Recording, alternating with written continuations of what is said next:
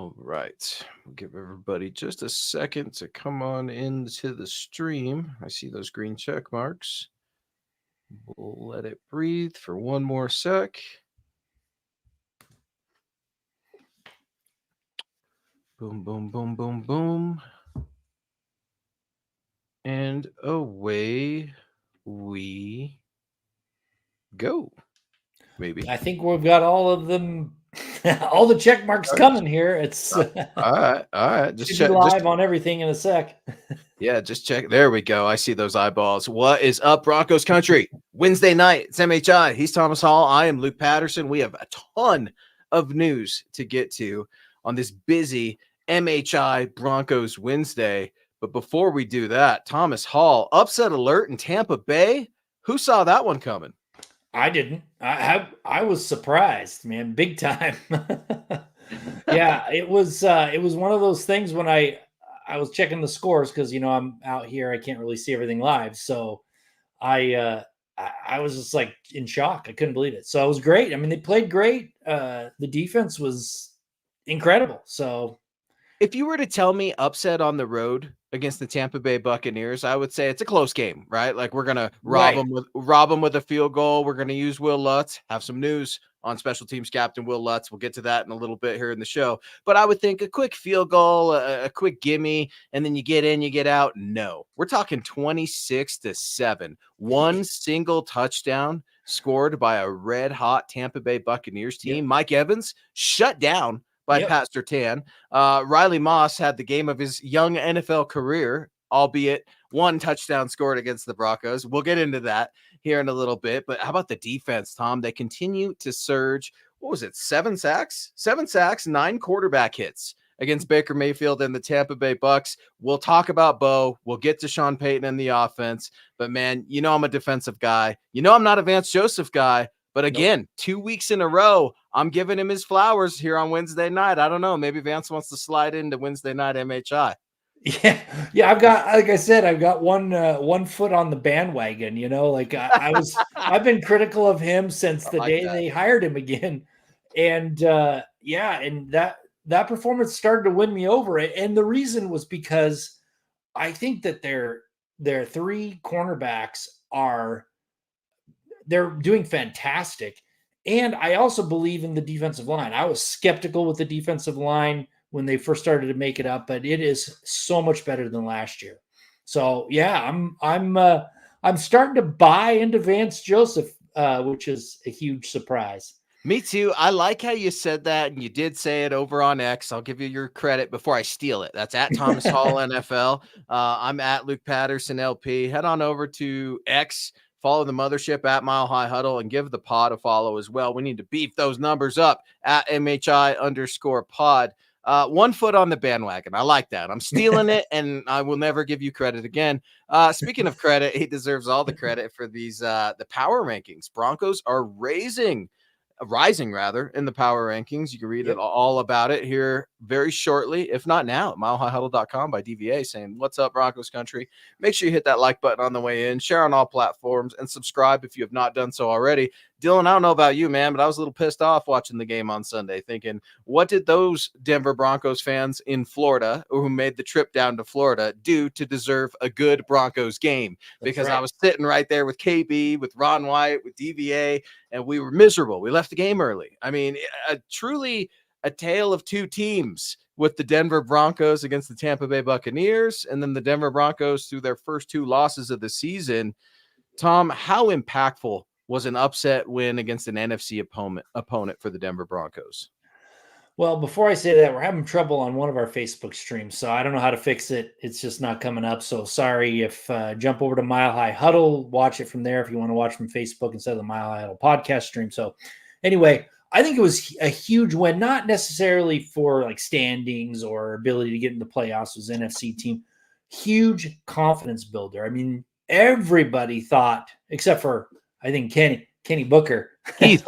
No. Ken was wrong, just like the rest of us. Don't give Okay, him credit. Yeah, we're not giving Kenny any more credit I than he forgot who deserves. was right. Yeah, it was our friend from across the pond. Our That's guy, right. maybe he had a couple ales. I don't know. Keith Cummings, everybody, at Keith NFL Scribe over on X. Give him his flowers. The only one of us to pick a Broncos win, and he picked him up in a blowout, I think, against the Bucks too. Almost like what happened. He knew something we didn't, Tom. He did. But I mean, for me, it's a confidence builder for the team. Not only because it was a huge upset, but how they played. I mean, the defense played really well. That's a confidence builder. Bo Nix started to come around a little bit. Still a few plays where he got lucky on some turnover-worthy plays, I thought, but still growing, getting better. Their offense clicked a little bit. So I think it's kind of helps to come together. But also, you don't want to go down 0-3 or your season is pretty much done. I mean, the odds of you even getting into the playoffs is like so super small. So they still can have that as hope, and hopefully they can build on that. So I think it was a huge win, even though it was NFC, still a huge win. It almost felt like the Broncos set the tone for upset weekend in the NFL last week in week 3. I mean, there were so many bizarre upset games. You're watching Monday Night Football the other night. I mean, just bizarre things going on to start the year. David coming in with a generous $5 over on YouTube. Guys, we apologize about the Facebook thing tonight. We were having systems issues. Hop on over to YouTube just like David. Good evening, Broncos country. Luke, Tom, and Scott. Buck on MHH for life. SEAL Team Knicks. Prayers for Alex Singleton. News of the day, Thomas Hall. Unfortunate news of the day. It was revealed to us, 2 p.m. Mountain or so, that inside linebacker and defensive team captain Alex Singleton has torn his ACL. He's officially gone on injured reserve. It's a season-ending injury. Tom, he suffered this injury in the first quarter, apparently during Brandon Jones' interception. Right. I mean, just a freak accident. We saw something similar like this with Cortland Sutton a few years ago in Pittsburgh. Just absolutely horrible news. But what a beast. This guy played 57 out of 57 defensive snaps, led the team in tackles with a torn ACL. Alex Singleton, he is done. Yeah, that was incredible in and of itself. Like, nobody even knew. Like, I don't even know if he knew. He just kept out there playing, so that was incredible. But it is unfortunate because, number one, he's team captain. Number two, he's got the green dot. He was playing really well. I mean, I think he was maybe going to have his best season of his career from the way it started. And I've never been a huge Alex Singleton fan. He gets a lot of tackles, but he doesn't make a ton of impact plays when you look at tackles for a loss or interceptions, forced fumbles. But he was kind of seeming like he was going down that path. So I was impressed. I think it's a big loss, and one that people don't realize is, he was calling the plays. So they're going to have to shift that burden over probably to Barton, and hopefully he's up to the task. Boom. We are reacting to the news of the day. Alex Singleton, team captain and inside linebacker for your Denver Broncos. Red hot Vance Joseph-led defense is on IR. That was an ACL injury. Some other news of the day in wake of the news of Alex Singleton going to IR. The Broncos signed inside linebacker Quan Alexander to the practice squad, another Sean Payton guy, most recently with the Steelers. And then they signed inside linebacker Zach Cunningham to the practice squad, a former Philadelphia Eagles defender, if I'm not mistaken. And then running back Tyler Bidet has been moved up from the practice squad to the active 53, just to round out some of those headlines. Before we get too much further and go offense, we're kind of cleaning up some defensive Buccaneers leftovers, reacting to Alex Singleton. What are the Broncos going to do now that Alex Singleton's down? And you need him this week against Aaron Rodgers. Why? Because I've been watching Jets film, and Aaron Rodgers is doing what Aaron Rodgers always does, and that's loving himself the tight end when he gets in trouble. Do not be surprised when Tyler Conklin goes off for any fantasy owners this week. This is something that's going to be one of my keys over at milehighhuddle.com. I know it's not fun to talk about. I know Tyler Conklin is not a world beater, but those first downs where Aaron Rodgers is going to boot to the right and there's a little tight end out for 5-6 yards with a pickup of 2 yards, that's +8, setting up second and short. They have an effective running game. They have pass catching dynamic playmakers in Breece Hall and Wilson. it's just absolutely brutal that you lose your best linebacker in Alex Singleton this week against the New York Jets. There never would have been a good time for it, but week 3 on a 2-game road trip when the team's in West Virginia and Alex Singleton has to have surgery, man, Tom, what are they going to do? Who's the next man up? Yeah, well, I think it probably is Sternad. I'm not a big fan of Sternad. I think he's a great special teams player. Well, I wouldn't say great, but good special teams player. But he lacks instincts at the inside linebacker position. So I'm a little worried when they slot him in. I think long term, it's Zach Cunningham is going to be the guy that steps in. And the reason why I say that is he is, earlier in his career for the first 4 or 5 years, he was more of a dynamic type impact player. Alex Singleton racked up tackles, but also got interceptions, got some tackles for a loss, at a little bit higher rate. So, and he's bounced around from trades and had a little bit of injuries, but he's never had major injuries, right? He hasn't had some significant ones. So if he can kind of rekindle that ability that he had early in his career because of, still his body's still okay, I think he steps in. Versus like a Quan Alexander, his injuries have taken its toll. I mean, he was a dynamic player, then tore his Achilles, tore his ACL. He's just not the same player he was. He's going to be somebody that could fill in a pinch. But I think they're hopefully eyeing Cunningham as the guy going forward. It's not going to be this week. I think Sternad's probably going to step in. Yeah, I think you're right. Justin automatically should slide up being in the building next in the depth chart. I like Quan Alexander. It sounds like you liked him a lot too, and those injuries don't do him any favor. I just got done yelling into the microphone about why you need a mobile linebacker against Aaron Rodgers. Quan Alexander has some mobility issues, all right? And Justin Sternad, I think this is your last chance. All right, this is your last chance, guy. I know everybody loves Justin Sternad because Broncos country just seems to love everybody on the active 53 roster these days, but I am with you. I am skeptical, but it's what we got. And Vance Joseph needs to try to put him in a position to succeed.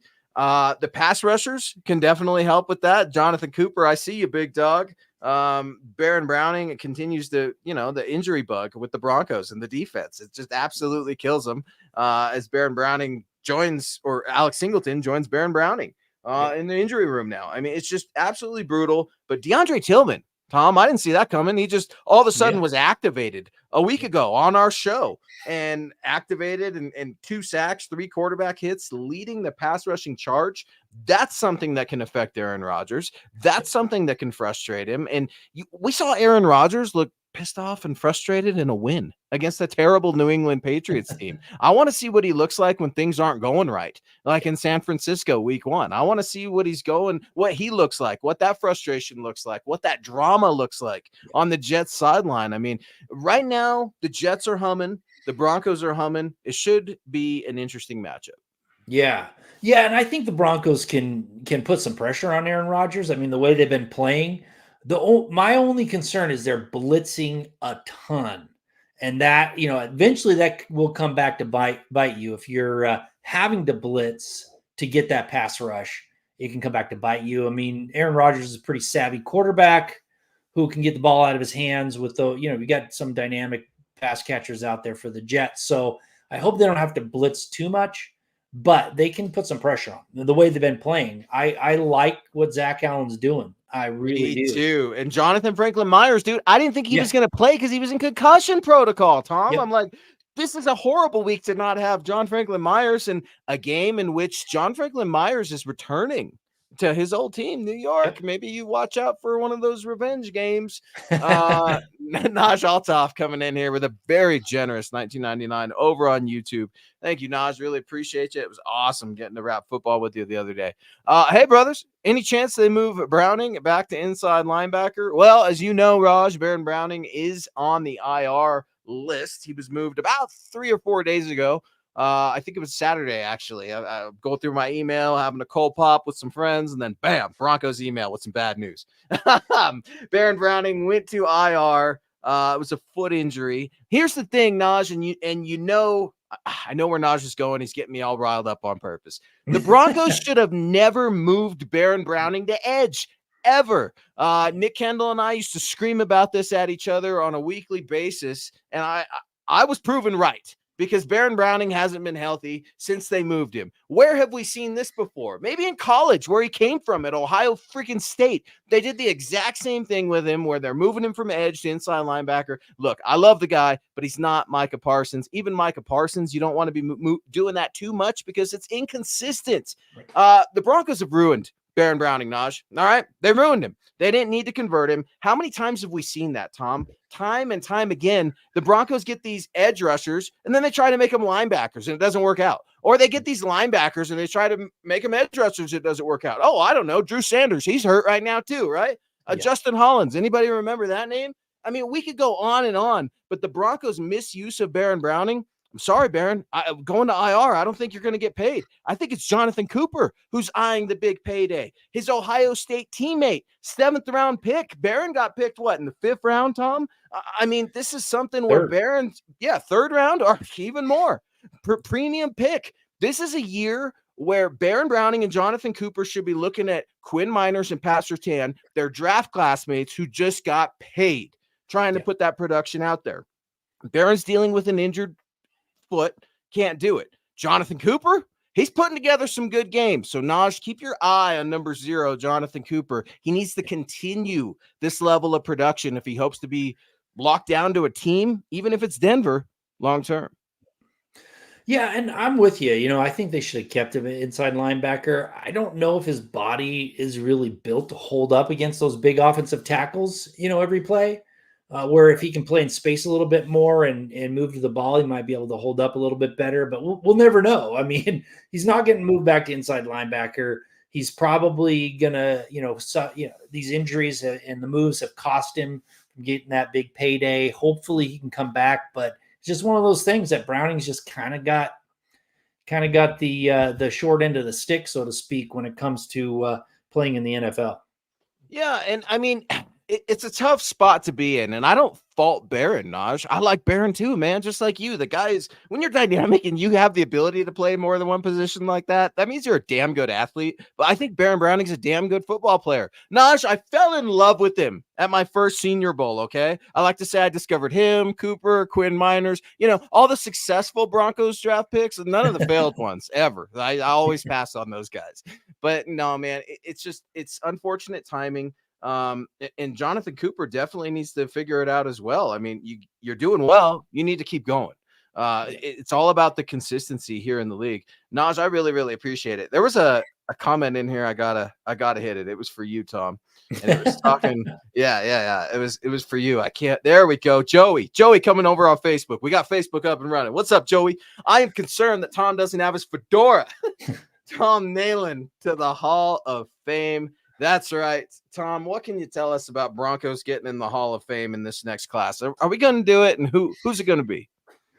Yeah, I don't think it's going to be any players. I think Mike Shanahan has the biggest shot at getting into the Hall of Fame this year. I think, Shanahan as the coach is going to probably get in outside next year, at the outside, but I don't see any players getting in. I think they're, from that list of modern candidates, I saw 2, maybe 3 that deserve it. They're not going to get any love, I don't think, this year. So Mike Shanahan all the way. I doubt there's a senior that gets in either this year, but Louis Wright's at the top of the list for that senior candidate list. But yeah, we got to get Mike. We got to get Mike in there. I'm still bitter about last summer, and before I start yelling at you for that, because you're friends with some of those voters, so it's your fault by association. You can't fly with the Eagles when you're hanging with the Crows, Tom. Jasmine coming in here saying, "What's up, guys?" over on YouTube. What's up, Jasmine? I was thinking about you. Jasmine's husband is a Falcons fan, and they're going to be out here for Falcons v Broncos. Okay. Here this season. So I've been watching tons of Falcons games. Why? Because I want to talk all the crap I can in the world to Scott Kennedy. All right. Like, I just want to make fun of his Falcons the way he makes fun of my Broncos, and life will move on.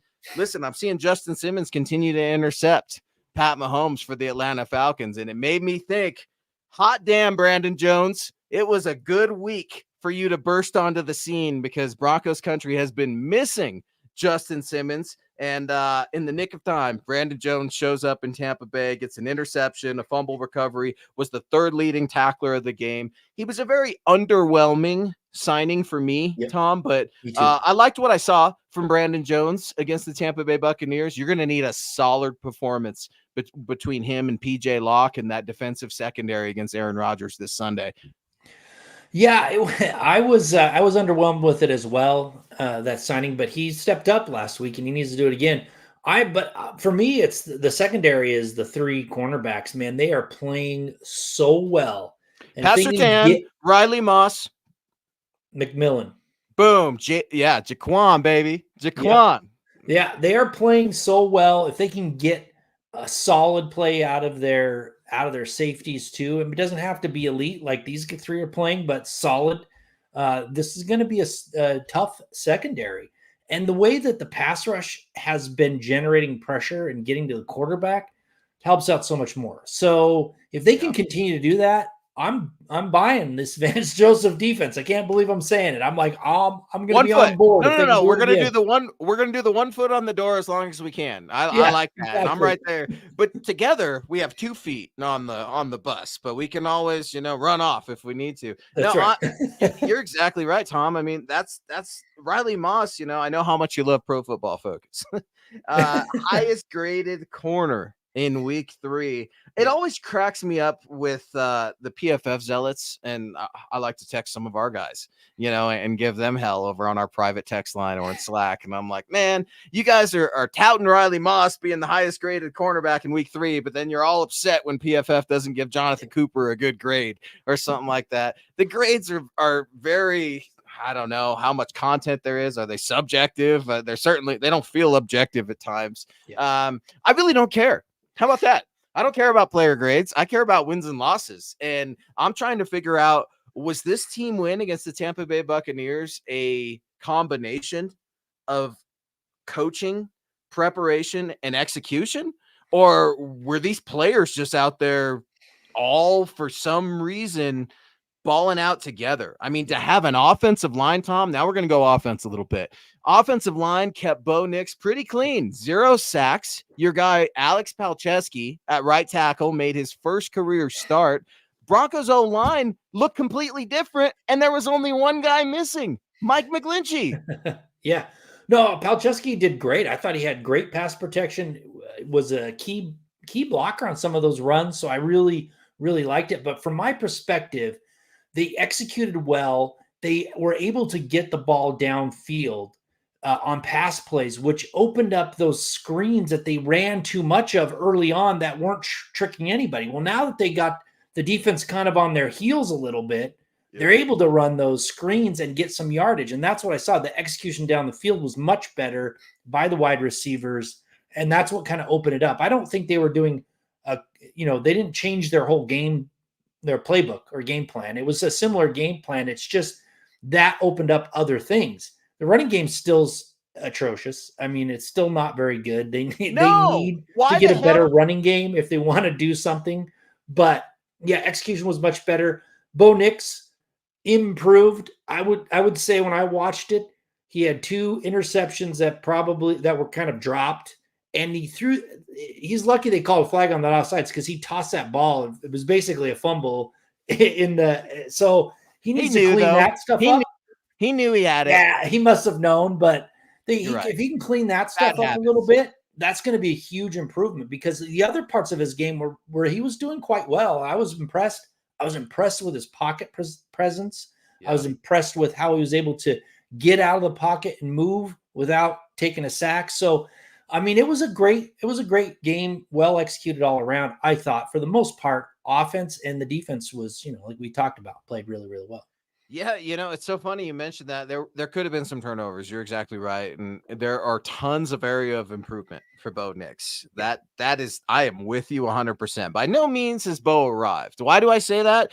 It was his first win of the season, and he still hasn't thrown a passing touchdown for whatever that's worth. And to me, it's worth something because you got to get that first one off your back. Like Bo's scored rushing touchdowns, right? He seems to do that all the time now. And 2 rushing touchdowns of the day. He was 25 for 36, 216 yards, no turnovers. That was huge. That was huge for me right there. Now, could have been, you're right, but there weren't. Javonte Williams, man, what is going on with Javonte? I wrote an article about a week ago where he's like, you don't need to be freaking out about the offense. We're going to be just fine. And he goes out there and fumbles. Is that being just fine? It didn't even look. I was talking to my dad about it last night. My dad's like, it didn't even look like he cared. And I'm like, you know what? You're exactly right. Not only did it look like he didn't care, but he said he didn't care last week with the like, it's going to be fine. And yeah, it was fine. No thanks to Javonte. 5 attempts for a whopping 12 yards, 2.4 per carry for a long of 5. I can't figure it out with Javonte. Maybe I'm just losing patience. Maybe I don't care. But the leading rusher for the Denver Broncos, tied between 2 guys, some guy named Bo Nix, and then Tyler Bidet, who I've been pronouncing his name wrong this whole damn time. Yeah, I thought his name was different as well, but he's come out and told us to pronounce it like the second English toilet, I guess you'd call it. I was wondering how you were going to describe that. I was going to be like, oh, that thing that squirts water up your ass? Yeah, that thing. No, it's interesting. A lot of people are calling for more reps for Bidet. Look, and today Tyler was moved up from the practice squad to the active 53. Does this mean we're going to finally see more reps from Tyler Bidet, considering his reps seem to go up the last 2 weeks?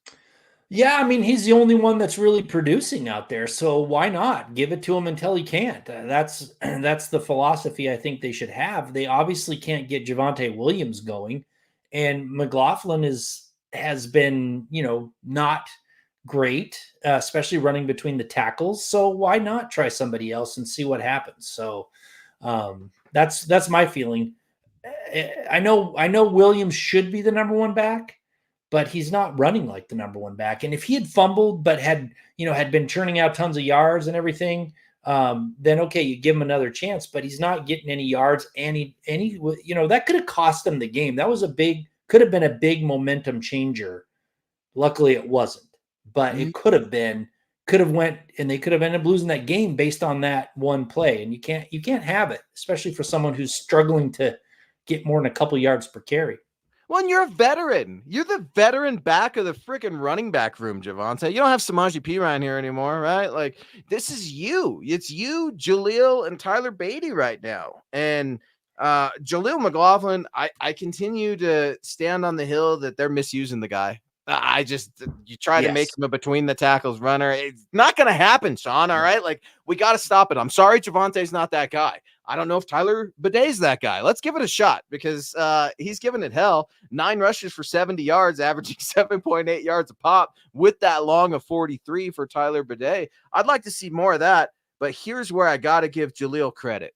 That touchdown run, what was it, 3 yards, 4 yards? What the hell was it? It felt like he had to rush laterally 25 yards to get into the end zone. I've never quite seen a running back turn the edge and juke defenders in the way that Jaleel McLaughlin did. Not for a long time, Tom. That was very surprising. I think I was with the rest of Broncos country on that play thinking there's no way. There's no way. The edge sealed up. And somehow Jaleel did his thing, trying to prove to Coach Payton, hey, maybe give me the ball some more. Yeah, and get him in space more. That's the thing. Like, don't run him between the tackles. His body's not that he can't do it. I mean, he can, okay, but his body's going to wear out. He's a small guy. You just shouldn't be doing that. You should be running Javonte Williams or Tyler Bidet, who's small too, but run them between the tackles and get McLaughlin out somewhere where he can actually create something, right? I mean, I don't know. I keep going back to the old school. I remember back Bill Parcells talking about Joe Morris, a little guy. You ran the heck out of him, and he said, I wish I wouldn't have done it. I wore him out. He was done in 4 years when he could have had a much longer career. So, do them a favor. Don't let your ego or whatever take over. Treat these guys how they should be treated and get him out in space. Well, to your point, it's happened with slot receivers too. I mean, we used to see a lot more of the small, fast little guys in the slot, like Wes Welkers and the Adam Archuletas, and you're not seeing so many of them. Why? Because they got blasted to the head by linebackers. You kind of got to space some of those plays out a little bit. That's not to say Marvin Mims. I can't use you on the offense. That'd be great. 1 target again, 1 reception for Marvin Mims. I don't get it.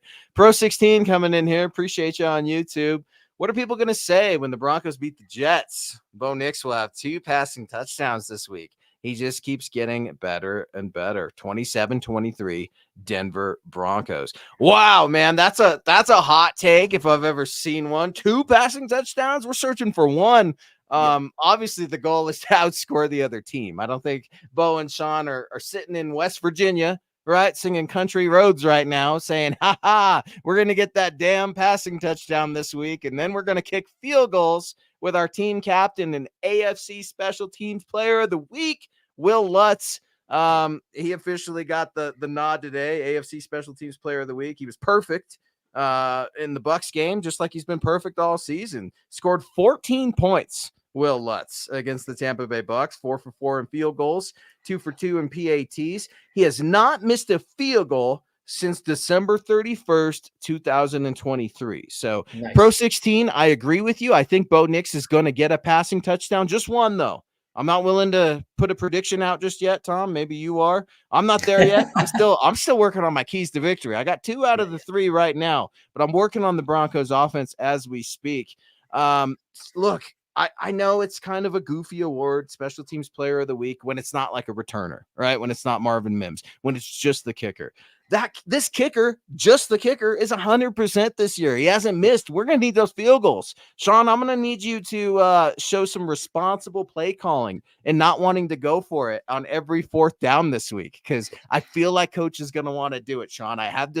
Tom, I have this feeling that Sean just wants to go for it over and over because he's had a lot of 4th down success as of late. Field goals, let's put them on the board, baby. I'm here. Oh yeah, definitely take the field goals. If they win, they're going to have my attention. They're going to have a lot of the people's attention. If the Broncos can go out and do this back-to-back on the road, East Coast, win 2 games, then I mean, people are going to start to pay attention, and I'm going to have a much different attitude about this team than I really did going into the season. So but you're right. Take the field goals. Take them. I mean, people are always saying, "Oh, you kick field goals, you lose." That's not true. I mean, most of the time when there's a game where there's 7, 8 field goals kicked, they usually win. Just kick the field goal. Just keep them going. Just keep taking the points and let your defense do what it's been doing all season. Yeah, I think the last time the Broncos played the Jets in New York was October 1st, 2020, that funny little year, and they lost 37-28. I think that might have been Robert Saleh's first season as head coach of the Jets. Vic Fangio was definitely here. I remember that because Vic Fangio was trying to hold Garrett Bowles back from fighting somebody at the end of the game against the Jets. It's there was the game is going off air, and the last thing I remember is seeing Vic Fangio and Garrett Bowles cursing at each other while Garrett's trying to get to somebody else. So yeah, you're right, Tom. It's tough to play there. The Broncos take a lot of L's in New York. I'm trying to scan through this database here and see the last time the Broncos. Lately, the Jets have had the Broncos number. It seems like the last couple of years. I mean, Zach Wilson, I think, came into Denver and beat them last year. So I mean, with a team that was 1-4 at the time, right? But at New York, Tom, guess the last time, just the year. Guess the year that the last time the Broncos beat the Jets in New York. Playoffs or regular season? regular season, baby. I can't recall, but it better not be 1998 or something. Oh, you were close, my friend. I'm showing December 8th, 2002. The Broncos, I think, no, that's not it. The Broncos lost that game too. I may have to go back a little bit further, Tom. This isn't good. Man. I'm looking in the football database, man. It's atrocious. But it's interesting you bring up the playoffs, because I was starting to do a little digging, right? Writing my keys to victory. You can catch over at milehighhuddle.com this Friday. It's been 13 years since the New York Jets have been in the playoffs. It's been second worst. Denver Broncos, 8 years since they've reached the playoffs. These teams are on a collision pass for this Sunday. What do you think? We're thinking early. I'm not going to pin you down to a prediction. You can read about that this Friday at milehighhuddle.com. Do you like your chances? The Broncos are on a 10-day road trip. They're out there in West Virginia. What are your thoughts on that? I mean, how are we feeling this week, Tom?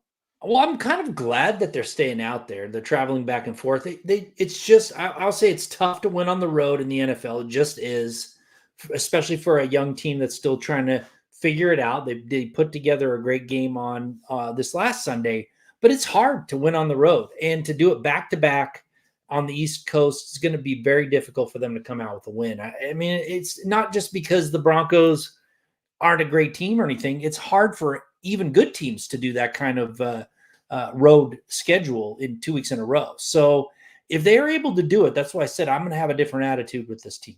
But I mean, I just don't know if they can. It just they had a really great game last week. I don't know if they can string two together like that with the circumstances. Now, if they came back home after that Tampa Bay Bucks win, I'd probably be a little bit more optimistic at home. But it's just tough to win on the road. Yeah, you're right. Sean trying to, simulate the road environment by quite literally having his team on the road. They're out there in West Virginia right now. I like that as well. I hope they're not reading their own press clippings. I think this is a good idea to keep your team focused. It's almost like Sean knew we're going to win this Tampa Bay Bucks game, and I don't want to stop. We're making, and if we do stop, it's going to be a pit stop for a work trip. You guys aren't going home. Sorry, you're not going home. Tell your wives, tell your kids, your girlfriends, your family members, you love them. You'll be back in 10 days. It's all right. They'll be all right. I like that. And I wonder if the team's bought into it. You know that Sean Payton has the New York Jets logo painted at both practice fields out there in West Virginia. He's piping in the stadium noise. He's trying to replicate what's going to be an electric environment. I just want to see Nathaniel Hackett get his. All right, Tom. I just want to see Nathaniel Hackett get his. It's time for some Broncos get back. Yeah. And, Sean is, dare I say, a spiteful soul. Maybe do I like Sean? Do we have some similarities together? I don't know. But Sean has a ton of egg on his face from the Jets beating him in Denver, as you've mentioned repeatedly. This means a lot to Sean Payton. Vindication, not only with his rookie quarterback, but against Nathaniel Hackett. See, I told you, I'm the right guy, not you. Regardless of Russell Wilson, I think there's going to be a little bit of chippiness there just because it's Sean Payton's squad going against this Jets team, who, by the way, have a ton of defensive attitude. I talk all the time about Bo Nix playing in the image of Sean Payton. Tom, as you know, this New York Jets defense plays in the image of Robert Saleh. They are just bloodthirsty. They are always wanting to attack. It's a very intimidating defense for a rookie quarterback. Yeah, it is. I mean, that's the other thing too. I mean, he's got some pretty exotic, I think, packages, so it might be a little bit more difficult for Bo Nix this week. Exotic packages. Yeah, so we'll see. I hope you see improvement from Bo Nix. That's what I'm looking for. I don't know. I mean, it's hard to predict what it's going to be because I was surprised how well he played against the Buccaneers, really. So, well, here's specifically one thing. You said improvement from Bo, and you triggered a thought. Drives me crazy that we're still not stepping into our throws all the way. He has more arm talent than I thought, Tom, because he's getting away with some off-platform throws that shouldn't be off-platform throws. They're going to be describing how Aaron Rodgers throws off-platform and how he's great at thrusting his hip, all that sort of stuff. But yeah, can we clean up some of the footwork for Bo Nix? That was one area of improvement. It's been driving me crazy. Now, it almost feels like he wants to keep one foot ready to run, just in case. I don't think that's his emergency flinch, if you will, but Bo's definitely got to improve. Yeah, for sure. And Lawrence is coming in with the Bolin curse still going strong. What is this curse? I don't know about this curse. What's talk to me, Larry? Well, I think what he means is when Bolin stepped down and all the changes have been made is when really you start to see this losing streak start to happen. So I think that's what the curse is. But I'll tell you what, it's still going on. It's still better than the Jets. The Jets are, like you said, 13 years. I think they've won their division 3 times since they won Super Bowl III. So at least it's not that bad yet. And I have to give credit to Jet fans for still hanging with that team after such a long, miserable stretch since they won that one Super Bowl back in 68 or 69. I can't remember what it was. Yeah, with Broadway. Yeah, you got me thinking with those division titles. I wonder if the last time was with Sexy Rexy as the head coach. Was it Rex Ryan and Mark Sanchez? and that Jet squad that used to be on the Hard Knocks team because they were I feel playoff like team. those were wild card Were teams they? because they're in the Oh, same okay. division as the Pats and ended up beating. And I mean, Mm. I remember they won it in '98 when they faced the Broncos in that AFC Championship game before the Broncos went and beat the Falcons. And I think they've won it maybe one time since then, but it's really like 3 times I think since '69 or 1970 or whatever it was. KB and I have been making fun of Tyler Badet's last name like a bunch of 5-year-old children, just like you, Tom. That's what we do here in MHI. We're just children. No, here's the thing, man. You know, KB, I was thinking about this with Tyler Badie, right? Since everybody's talking about how he needs to be playing more, maybe I put him into one of my keys and we could call Blasting with Bidet, you know, or something like that. No, Tom, you're exactly right. You mentioned it a little bit earlier into the show. Tyler actually had to get out there on social media. The Broncos social media team or the PR team, like, shoved the camera in his face after practice out there, West Virginia. They're like, please, for the love of God, describe to people how to say your last name. How to, it used to be I would struggle with Owuzurike. Well, I've got that down now. It's just somehow I've been calling him Tyler Beatty. Yeah, that's what everybody thought. Tyler and like hell, maybe Tyler Beatty wasn't very good, but this Tyler Batty is certainly, or Bidet is turning, seems worse. Like I turning said, it's some like heads. English toilet paper, you know. It's like I know you want to talk about a curse, man. That's a tough last name. And while we're on the subject, just because you've got me distracted, I've never used the bidet. Tom, have you used the bidet? I've used the bidet, yeah. What's Sure. the you like them? You stay away from them? You prefer them? Is Tom? And by the way, I feel obligated to get in your business and let people know. Tom's got a new castle coming this weekend. That's right. Going to be cool. Tom is settling down, him and his family. So many blessings and success to you and your family and your new home. Will there be a bidet coming into the Hall household? I don't know. We'll see. We'll see. Oh, I think we like it. Yeah, I've never. It's not that I just am against it. I've never quite had the opportunity to use one. I maybe if I got one, I'd use it, right? Because it beats the hell out of dude wipes or baby wipes or anything like that. But it sounds a little scary at the same time. I just just don't have the pressure too high. Got to regulate the pressure as the Broncos hope to regulate pressure on the road this week against the New York Jets. Will coming in. Congrats, Tom, on La Casa. Yeah, man, we're super excited for the Hall family. It's going to be really, really good. It's changing the season here in 2024. It's a crazy world out there, but we're happy to talk football, Broncos with you. Guys, news of the day on a sour note, inside linebacker and team captain Alex Singleton has been moved to IR with an ACL injury. Homie tore his ACL in the first quarter, but he didn't let him slow it down, played 57 defensive snaps. Tom, you said something that was interesting. You wondered if he realized he tore his ACL. Because when I saw Kliss tweeting out there and Rank and all the guys and gals out there in West Virginia from practice that, he got hurt in the first quarter, but he played through it, all 57 snaps. I was kind of pissed when I heard that, Tom, because I'm like, why would he do that? Like, what's the training staff? Did the training staff know? Did he know? Are we just being irresponsible because we're desperate to win a game? Is this being a warrior on the field, or is it being irresponsible, or was it just bad luck? A lot of speculation goes into it, but at the end of the day, the Broncos are without Alex Singleton. Now, Tom, they did bring in Quan Alexander. They worked him out yesterday. They signed him to the practice squad today, and then Zach Cunningham was also signed to the practice squad today. Unfortunate timing for the Denver Broncos. Thoughts and prayers to Alex Singleton. Yeah, it is unfortunate. Like I said earlier in the show, he was really kind of on pace to have his best season of his career in my mind. He started out the season with that interception, which he makes a ton of tackles. Like I said, he was lacking often in the interceptions, those forced fumbles, those tackles for a loss, that type of stuff. I mean, tackling is important, but in today's game, you really got to give get the ball turned over and make those impact plays. And he was seemed like he was on his path to doing that. So it's unfortunate. I still think, he still lacked that ability to cover well. So maybe some of these guys coming in may have a little bit better ability in that. Like I said earlier, Quan Alexander, if he can rekindle even some of what he had early in his career, he's going to be a very dynamic player.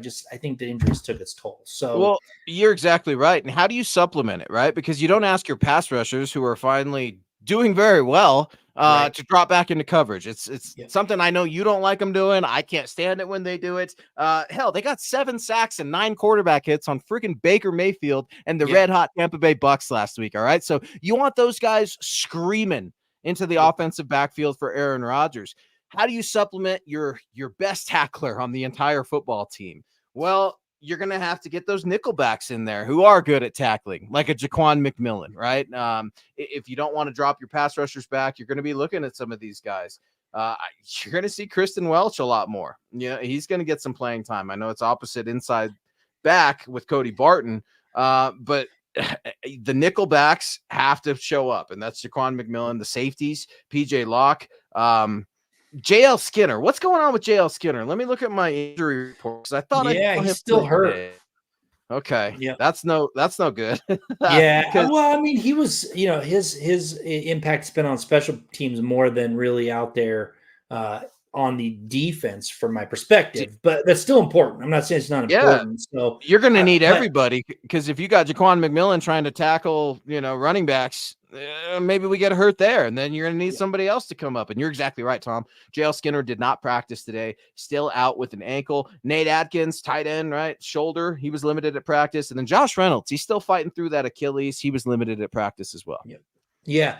But overall, it's a pretty decent injury report 3 weeks in. I mean, I know that they had to, like Baron Browning and Singleton, they aren't going to show up on that list and whatnot. But overall, they're not really banged up, which is good. And those players that were banged up, most of them played. I mean, Skinner didn't, and I think there was one other person last week that didn't play. But that's a pretty good injury report. So, and I've been saying that since I don't even remember when I started. When I was a kid, injuries are the biggest either predictor or of success or defeat. If you're healthy by the end of the season, you're usually one of those teams that kind of are making noise at the end, or in the playoffs. Mm-hmm. If you've been injured, it's hard to overcome. So if they can stay healthy and improve as they go along, who knows what's going to happen, that second half of the season. Well, and speaking of not playing, some Jets who've been banged up as well and didn't practice today. Morgan Moses, they're starting right tackle, I believe, for the Jets. I watched that game where he got hurt. They thought it was going to be like season-ending injury. He just didn't practice. They're not designating it too much. CJ Mosley, talented linebacker with a toe, did not practice. And then Tyron Smith, offensive line, they're resting him, non-injury related thing. He's probably sick or something like that. So yeah, there's an opportunity for the pass rushers to get there. Monica weighing in over on YouTube. What's up, Monica? Love the Broncos orange. Thank you for joining MHI on your Wednesday night. We need to keep being consistent and back Bo Nix up. The Broncos need to play a full 4 quarters. Monica, you're onto something here, because I had the exact same thought. Tom, I'm curious where you land on this. This win was sweet because it was the first win of the 2024 season. It was the first win of Bo Nix's young NFL career. But for me, this win was sweet because it wasn't just an upset. It wasn't on the road. It felt like a complete team win. Special teams, check. Will Lutz, you didn't miss anything. 100%. 4 for 4 on your field goals. 2 for 2 on your PATs. You score 14 points on your own, pretty much. Become AFC Special Teams Player of the Week. Defense, 7 sacks, an interception, a fumble recovery. I mean, what more? 1 single touchdown, and it was against Riley Moss, who was not beat. He was not out of position. It was a hell of a play from one of the NFL's best receivers in Chris Godwin. And then you've got the Broncos offense, who didn't let Bo Nix get touched in terms of a sack, who totaled 352 total yards of offense. Tom, they averaged 4.9 yards a play. That's why Monica's saying, look, keep playing for 4 quarters. Do not take your foot off of the gas. If you do, Aaron Rodgers, he's the king of leading 4th quarter comebacks. I don't want to see it this Sunday. No, absolutely not. And the one thing I'll point out is people, they tend to not think about special teams, but this Broncos special teams unit has been playing well every game this season, in my opinion. Damn good. They're the one unit that has held up there into the bargain game in and game out. Defense is playing well. The offense the thing, like I said earlier, execution. They need to execute like they did.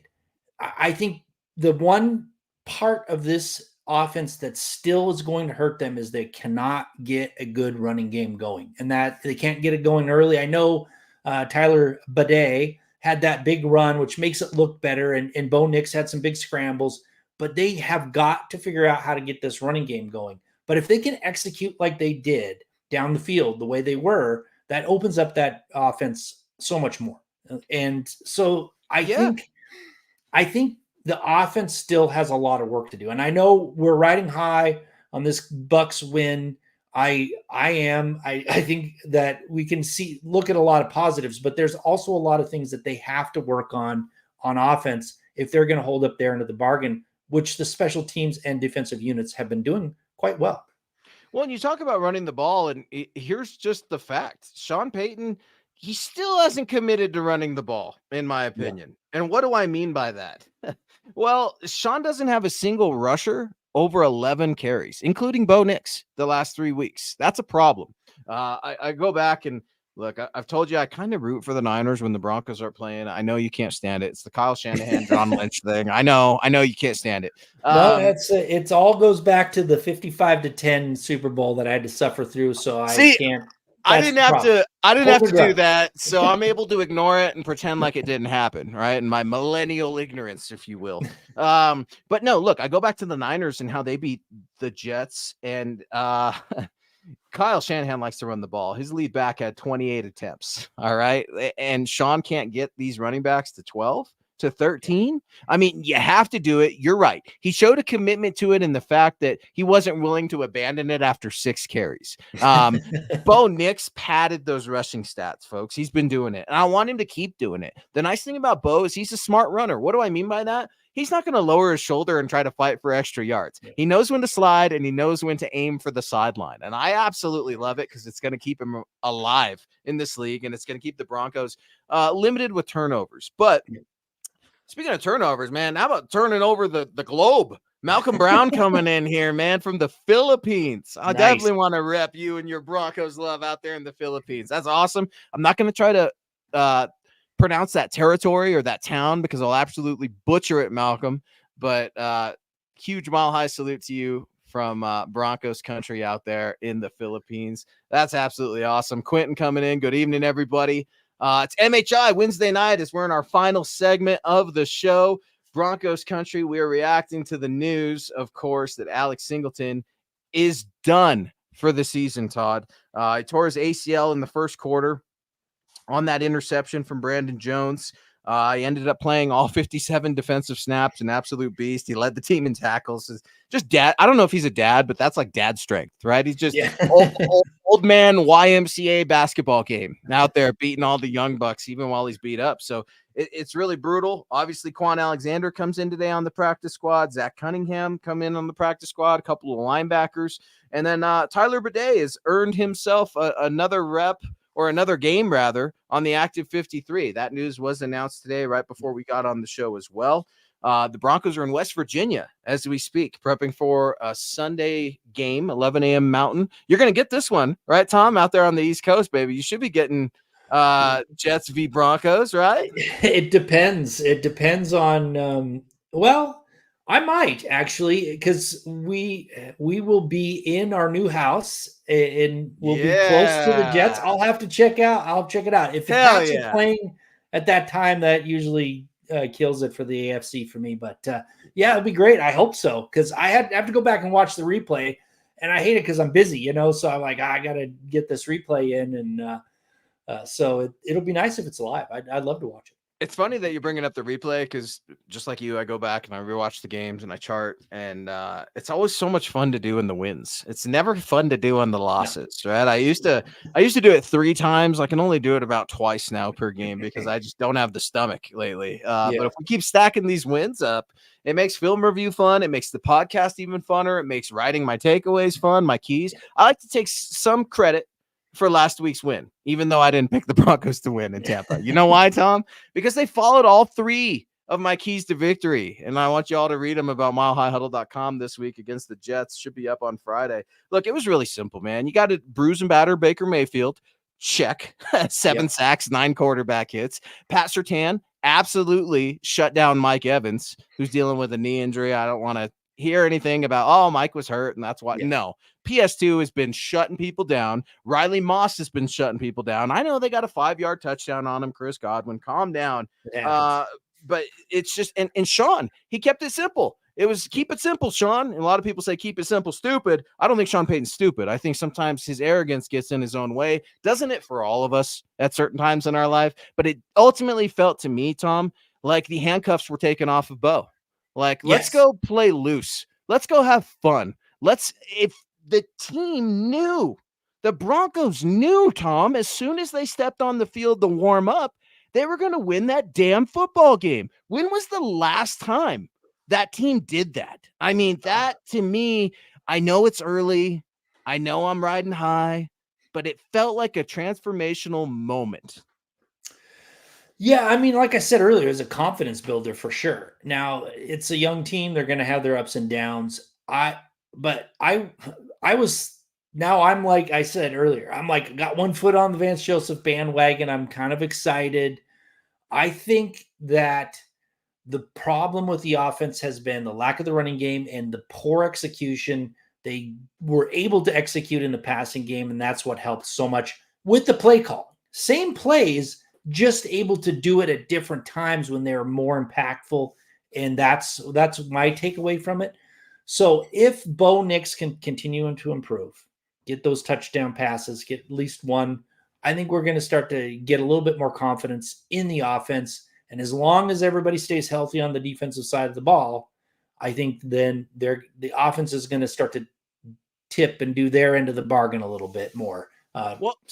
I agree with you 100%. And let's keep running into the end zone, Bo. Don't stop, baby. Don't stop. Keep running in, man. And like once the run game is going for the Broncos, guys, that's when we're going to see some of the plays that we love the most here in Denver, Colorado. Those naked boots, the favorite naked boots from Jake Plummer, right? Even Jake Cutler did a few of those, did pretty well. Rolling to the left with a right-handed quarterback that's able to keep it and run to the end zone. I'll take it. I wouldn't be surprised if Sean threw a little wrinkle at the New York Jets and Robert Saleh. How do you keep a defense that is so principled off of their game? Or how do you throw them a curveball?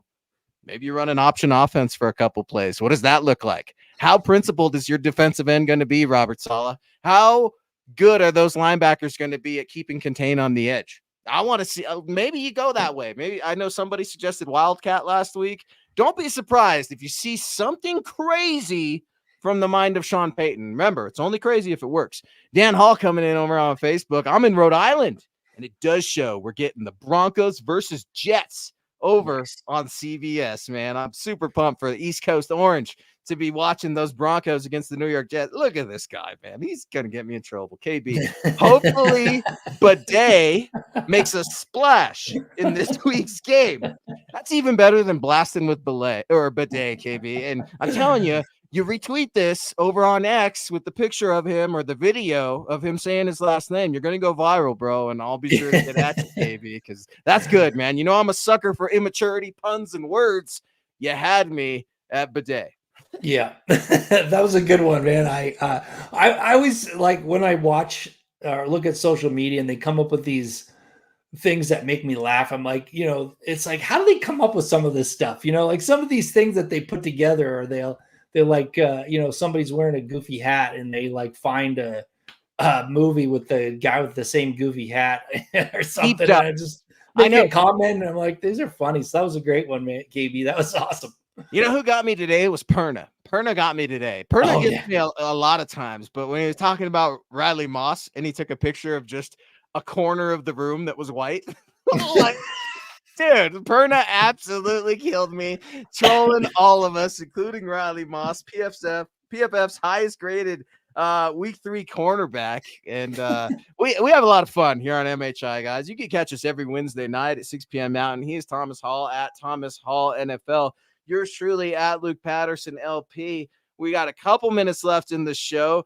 Tom, I'm talking to some neighbors, I'm talking to some friends, and they're like, what's going on with the NFL? It seems like injuries are just stacking up really early, week 3, week 4. And I mean, injuries always happen. They're always part of the game, but it feels like an odd start to the season. I don't know if it's the way training camps run these days, but the upsets and just some of the interesting storylines to come in 3 weeks into the season. I did not have the Cincinnati Bengals at 0-3 to start the season. Joe Burrow with the haircut and with whatever. Maybe it's the haircut. We were talking about curses earlier. Is there the curse of Joe Burrow and the Backstreet Boys? Because the Cincinnati Bengals just can't keep moving. Somebody said that since he decided to become Ellen DeGeneres, he's 0-3 or something like that. I mean, it's like, who comes up with this crap? Who did the Perna? Did Brandon Perna? We blame Brandon Perna for all of that. No, it has been an odd season to start for sure. Yeah, I didn't have the Bengals 0-3. And the Dolphins too are just not good. Like I expected them to be a little bit better. So you never know. The Eagles, Jalen Hurts has been playing horribly, and people are starting to wonder and rumble about Nick Sirianni up there, and it's like, whoa. My biggest surprise, and I was like bad mouthing him for a long time. Sam Darnold. I have to give him props, man. He's playing really well. No, you don't. No, you don't. You don't have to give him any props. That cliff is coming, baby. We're cruising. I'll keep my fingers crossed so that I can say I'm right. But that 1 foot in the door thing with Vance Joseph, that applies to Sam Darnold as well. They're actually the same guy. Well, we'll see what happens. I mean, I didn't expect that. So you're right. There's a few things that I didn't expect. What I did expect was the officials helping the Chiefs. That's no surprise. Oh my gosh, the Kansas City. Well, and what has happened to Travis Kelce? Is he done? Are we? I don't know. Swift curse. It turns out I've been looking for a Kelce killer for years, and we've had one. We've had one all along, baby. It is Taylor. He's like the Kardashians of the basketball teams. It's the Swift is Swifties are ruining Kelce. Oh man, and I'm here to see that Kansas City fall. And look, the Broncos, they take this one in New York, man. You're 2-2. The world is wide open to you in the NFL. The AFC West is a lot more competitive than we thought it'd be. Let's see what happens, man. And I'm not ready for prediction yet, Tom. How about you? No, I'm not, but I will talk about 2-2.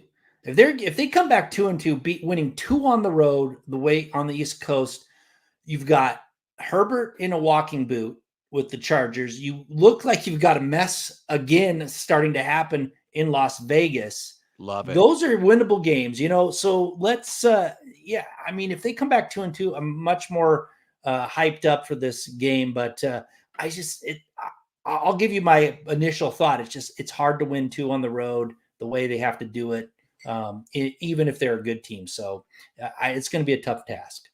Trap game for the New York Jets. I'm wondering if they're going to give the Broncos any of the respect that we're hoping the Broncos deserve. But that's about it for us, guys. This hour always flies. You can catch Tom over on X at Thomas Hall NFL. An official prediction from Randy in here: 21 Broncos, Jets 10. Nice. Wow, man, a lot of things went right if that's the case. You can catch me over on X at Luke Patterson LP. Head on over to milehighhuddle.com for all of our instant news and analysis. Stay tuned. My 3 keys to victory. Sean Payton follows them. Broncos are going to be 2-2 coming back to Denver. He followed them last week. Stay tuned over at milehighhuddle.com. A lot of fun, Tom. Good show. Broncos are winning. They won 1 game, so I could still say that they're winning. But I am ready for Sunday. It's going to be a big challenge. It's not going to be easy. I do think there's a potential upset alert. I saw Adam Rank is back on the bandwagon for the Broncos, so that's good. But listen, Bo Nix is the Broncos' leading rusher through 3 weeks with 107 yards. Let's keep it going, Bo. Yeah, and let's hope somebody else is the leading rusher this game. Let's just hope. Bidet. We're blasting with Bidet. Bidet's gonna make a splash. All that. Yeah, Jaleel McLaughlin. Let's get it going. A running back. Country. Yes. Yeah, a running back, not Bo. Well, we love Bo running, but we need some running back love for our QB1. Quentin Caldwell coming into New York. This is the way. This is the way.